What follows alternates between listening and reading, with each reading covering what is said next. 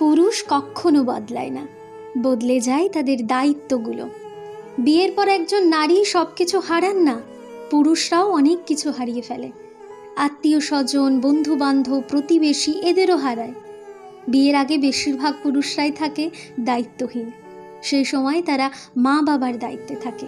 আর বিয়ের পর ছেলেদের দায়িত্ব অনেকাংশে বেড়ে যায়। পরিবারের দায়িত্ব, সংসারের দায়িত্ব, সন্তানের দায়িত্ব, আরও নানান দায়িত্ব।